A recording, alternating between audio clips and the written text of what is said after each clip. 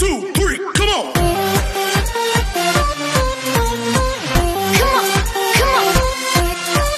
Hello beautiful people! Welcome back to my channel. This is your Mama Sam. Hola mga amigo, amiga, kumare at kumpare. Kamusta kayong lahat? Sana lahat po kayo ay okay at safe ngayong araw na ito. At syempre kung ako naman ang tatanungin nyo, nakikita naman ninyo ang beauty ng lola ninyo ngayon. Fresh overload pa rin, di ba? Ganyan talaga kapag umiinom ka ng maraming vitamin C at saka syempre kumakain ka ng maraming hotdog. Dahil sa hotdog, ito ang tunay na magpapaganda sa'yo.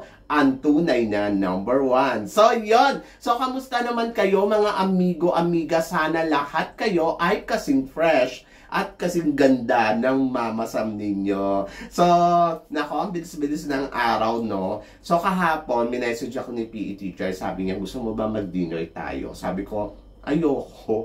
Kasi tawag dito, medyo nagpapalakas nga ako. Kaya sabi ko, ayoko na munang lumabas. Sabi niya, okay, kung feeling mo na hindi ka pa okay, magpahinga ka. Tapos sabi niya sa akin, basta sa Monday gusto ko magaling ka na. Tapos kung okay ka, mag-dinner tayo. Sabi niya kasi hindi pa daw niya ako nabibigyan ng regalo noong birthday ko. Tapos sabi niya, gusto daw niya ako i-treat.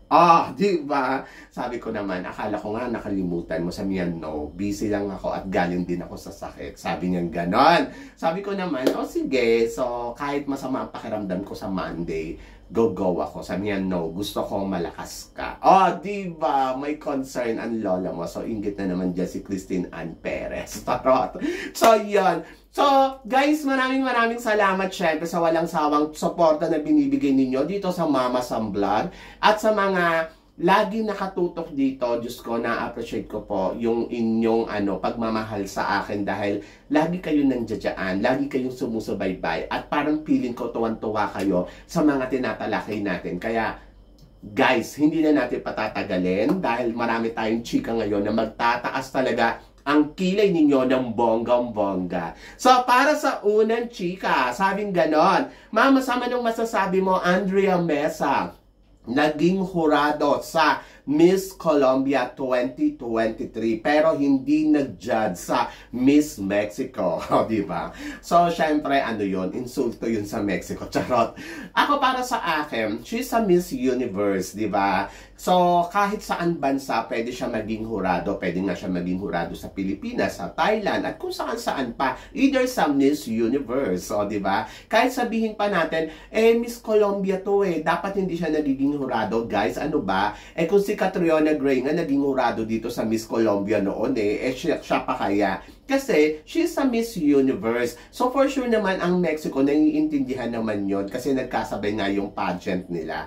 And then, I think yung Mexico ay siguro, na-book na ng Colombia itong si Andrea Mesa and then yung tinanong siya ng Mexico or hindi naman siya siguro inimbitahan din ng Mexico. So, okay lang yun. Ganun talaga. Kapag Miss Universe ka, anywhere pwede ka maging hurado at walang question doon. Diba? Sa mga nang iintriga, huwag kayong mang-intriga na ano ba yan, she's from Mexico tapos hindi siya nag-judge sa Miss Mexico pero nag-judge siya sa Miss Colombia. Bakit si Catriona Gray ba nag-judge na ba sa Miss Universe Philippines pero di ba nag-judge siya sa ibang pageant di ba ng another country katulad na lang ng Colombia nag-judge si Catriona Gray. So ibig sabihin anywhere talaga pwede.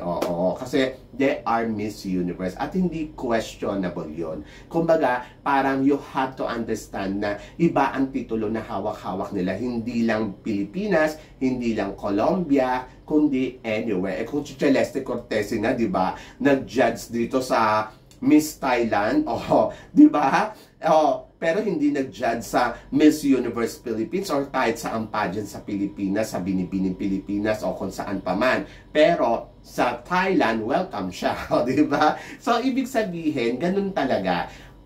Depende na yon sa organization. So, kung si Celeste nga, hindi pa Miss Universe yun, ha? Di ba? So, okay lang yan. At eto ang sumunod na chika. Mama Sam, anong masasabi mo naman sa pambato ngayon ng Colombia? 2021, nag-top 5 sila. 2022, nag-top 10 sila, top 16. And then, this year, tingin mo, kaya ba ng pambato nila na makarating sa dulo ng competition? Si Camila Abella, di ba? Nung una, Abella ba? Oo. Ako para sa akin, yung pambato kasi ng Colombia ngayon, iba yung ino-offer. Iba yung ganda na meron siya. Talagang very Colombian beauty. Yung sexy, nandoon pa rin yung kaseksihan niya. Talagang masasabi ko, oh my God, may anak na to. Ang winner pa din, di ba? Para pa rin siyang virgin. Ganon. Ganon yung nakikita ko sa kanya. Tapos the way kung paano siya mag-present ng sarili niya, talagang presentable siya. Ando doon yung masasabi mo na kabugera. Wala naman nabawas doon sa mga nakikita natin na ipinapadala ng Colombia. Kumbaga, perfect para sa akin yung pambato nila. And then, let's see, tignan natin kung aabot nga ba siya sa dulo ng competition. At tignan natin kung kaya niya nga bang pantayan kung ano ang narating ng dalawang mga sister niya dito sa Miss Universe. Siyempre nandoon yung pressure, medyo mahirap yan. Pero tulad nga ng sinabi ko, di good luck sa kanya, di ba? Ang winner lang kasi ang gwapo ng asawa, di ba? So yan, so good luck sa Colombia. Sana wag sila mag-last to standing ni Philippines, charot. So yan.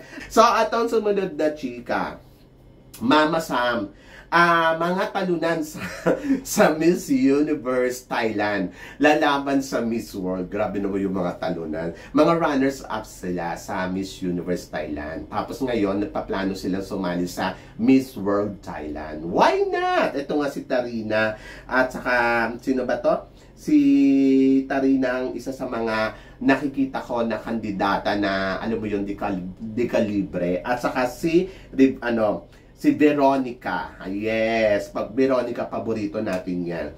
Actually, ako para sa akin sa Miss World, mas gusto ko sana hindi sila nagsabay. Si Tarina, nakausap ko to nung tawag dito, nung Miss Universe Thailand. Akala ko lalaban siya sa next year sa Miss Universe Thailand. Ayun pala, may plano pala siyang lumaban sa Miss World. Yung caliber niya, very Miss Universe. Yung alam mo yon, hindi ko nakikita na parang pang Miss World. Saka yung ganda niya, sa totoo lang, hindi naman ako masyado naghagandaan. Charot. Biglang nilaglag. I mean, yung ganda niya kasi, parang pang Miss Earth, ganon. Pang Universe, pwede din kung talagang siguro magta-transform pa siya ng todo-todo. Matangkad kasi, so yun, pwede. Pero yung ganda, parang feeling ko hindi ganun kaano. Supranational pwede. Yon, ganon. And then si Veronica, yon, talagang maganda to sa personal. So Miss World, yes, pwede si Veronica kasi parang mag-aano lang naman siya, ta-transform lang siya ng konti. Kumbaga parang yung level niya, capacity level niya, ibababa niya lang konti. And then yon, kayang-kaya niya ang Miss World. So para sa akin, Veronica ako. 'Di ba? Kasi iba yung ino-offer na ganda ni Veronica, talagang Diyosahan, at masasabi ko naman na pag nakita mo siya sa personal, ang ganda niya talaga. Sa totoo lang. And then ito naman si Tarina. Parang hindi ako naaano sa kanya, yung beauty niya parang hindi ganun ka-amaze sa akin. So, yan. Anyway, so kanya-kanya naman tayong taste. Bahala na lang. Basta ako sana lumabas si Tarina sa Miss Universe Thailand uli sa isang taon. Ayun, parang feeling ko kaya niya. Kasi nag-first runner-up nga siya noon na ang kalaban niya si di ba? Antinde, si Angeli Ann Scott Kemes. Di ba? Kinabog kasi siya ni Angeli Ann Scott Kemes sa Q&A. Pero sa totoo lang, dapat si Tarina na yun di ba? So yun, so let's see. Congratulations and good luck sa kanilang dalawa sa Miss World. At ito pa ang sumunod na chika. Philippines! Kinakabog ng Indonesia sa Miss Grand. Actually, ako para sa akin, ang nakikita ko dyan, ang Indonesia kasi, syempre lagi silang pahinadora, yung maingay talaga sila, di ba? At ayaw nilang magpakabog. Feeling kasi nila yung kandidata nila talagang dominante. Yung dominant yung beauty. But ang nakikita ko naman, hindi naman ganun ka-dominant. Charot. Kontrabida lang yung dating, mas maganda si Miss Philippines, kaya nape-pressured ang Indonesia. At saka syempre ayaw niya mawala sa eksena, kaya paandar na sila. So nandoon niya sa organization, syempre inaabangan nila kung sino yung mga pambato ng iba't ibang bansa. Eh yung nakita niya si Philippines, o di ba, parang naalarma sila dahil sobrang ganda nga ng ino-offer na beauty nito ni Miss Philippines. And then plus nangangabog pa ng todo-todo. So ano pang gagawin mo? San ka pa? O di ba, din nanginig ka na dyan. So yun. So kaya umi-eksena si Indonesia lagi na parang lagi siyang may paandar. Sa tuwing may paandar si Philippines, talagang may paandar siya. Kasi syempre nandoon na gusto nila na sila ang mag-lead, sila yung manguna, lalo na nakakuha na sila ng corona dito sa sa Miss Grand. So for sure ayaw nilang makakuha ang Philippines ng corona. At kaya naman talagang sila. Kasi kapag once na nakakuha ang Philippines ng corona dito, sa totoo lang, matatabunan ng Indonesia. Dahil 2 beses na tayo nag-first runner-up at ilang beses na tayo nag-runners-up dito sa Miss Grand. Samantalang ang Indonesia, ngayon lang sila pumapalo. Yes, may titled na sila ng Miss Grand. Pero sabi ko nga, huli man at magaling, naihabol din. Charot. So yon, ako para sa akin, yan takot kasi ang Indonesia sa Pilipinas. Sa totoo lang, yung mga beauty queen ng nila natatakot sa lalo na sa Miss Grand, takot talaga ang organization. Ayaw niya talaga sa kay Miss Philippines kasi lagi niya ini-ignore, ganon. Pero naniniwala ako na kaya ng Pilipinas na makapag-uwi ng corona dito sa Miss Grand in the future. At parang feeling ko, hindi na nila mapipigilan this year. Kasi kung talagang hindi nila ibibigay ang corona sa Pilipinas, ako lang magsasabi, mawawalan ng market talaga ang Miss Grand sa Philippines kapag pinabayaan nila. So, ewan ko, maaaring gawin nilang runners-up, gawin nilang first runner-up, gawin nilang second runner-up, pero tulad nga na sinabi ko, maghanda lang ng todo-todo kasi syempre iba yung laban natin sa Miss Grand. Sa Miss Grand medyo may personalan. Sa Miss Grand kasi parang kahit anong gawing atake ng kandidata natin, kung hindi naman tayo gusto ng organization, syempre, ganun talaga. Pero this time, parang feeling ko, hindi niya gustuhin ng Pilipinas kasi nakita naman na nila kung paano sila kahirap kumuha ng mga kandidata this year. Diba? Ang target nila 40 candidates pero hindi sila umabot ng ganon. So kung gusto nilang umabot ng madami ang magsisalihan sa Miss Grand Philippines, ay dapat ibigay nila yung corona para doon maniwala uli yung mga tao, maniwala yung mga kandidata na hindi masasayang yung laban nila sa Miss Grand. Kumbaga, yes, join ako sa pageant na to dahil I wanted to win to Miss Grand International. So, kung mapapatunayan nila yon sa Pilipinas, and I think ito yung chance nila na i-prove nila. Kasi maganda ang pambato ng Pilipinas. Ibinigay ng Pilipinas kung ano ang hinihingi nila. So, sana ibigay din nila kung ano ang hinihingi ng Pilipinas sa kanila. So, be fair. So, ngayon, ang Indonesia, sa totoo lang, ako na nagsasabi, paminsan-minsan maranasan nyo rin sana ang thank you girl. Charot.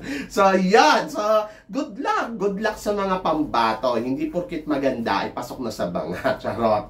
Anyway, so, alamin natin yan. At eto nga ang kaabang-abang na bagong pageant, ang Miss Philippines, na talaga naman ay nako ngayon palang maingay na. Wala pang officially candidates ang Miss Philippines. At yung mananalo nga dito, syempre, ay ang susunod natin ilalaban sa supranational. Pero, ang Miss Philippines this year ay merong pinopromote. Well, okay na daw yung married woman at saka yung may anak. So, yung iba na-wonder, ano ba, parang dito din ba kukunin ang Miss Universe? O ito na ba yung kapalit ng Miss Universe? So, medyo naguguluhan na lahat. Kasi nga, ang reyna dito ay si Pauline Amelets, and then I think naman she's a good reigning queen bilang Miss Philippines kasi maganda yung naging record niya sa Miss Supranational, and then sana makakuha sila na kasing caliber din ni Pauline Amelets sa competition ng Miss Supranational next year. Ganon. Kaya lang, ayun nga, hindi ko lang alam kung papasukin na rin ba ng supranational yung married woman. Pwede na ba? At saka yung may anak. So, yun yung aabangan natin. Kasi yun naman talaga din yung parang gumugulo sa utak natin. Pero ano ba ang meron dito sa Miss Philippines? At ayan talaga yung kaabang-abang dahil mukhang bongga, mukhang pasabog, di ba? So, abangan natin yan kung ano ang paandar nila sa competition nila. So, yan! So, guys, ano guys ang masasabi ninyo dito sa mga pinag-uusapan natin ngayon? So, please comment below para at least malaman ko naman kung ano ang chika mo sa mga tinatalakay natin ngayon. So, yun guys. Guys, maraming salamat po syempre sa inyong lahat sa walang sawang suporta na binibigay ninyo dito sa channel ko, at sa mga hindi pa po nakaka-subscribe dyan, please don't forget to click like and subscribe my channel. And then of course, i-click na rin po ang notification bell para lagi kayong updated sa aking mga chika. Sabi ng ganon, always keep smiling and always think positive. Walang imposible sa itaas, manalig lang tayo sa kanya. Kaya guys, hanggang dito na lang, hanggang sa muli nating chikahan. See you tomorrow. Thank you guys.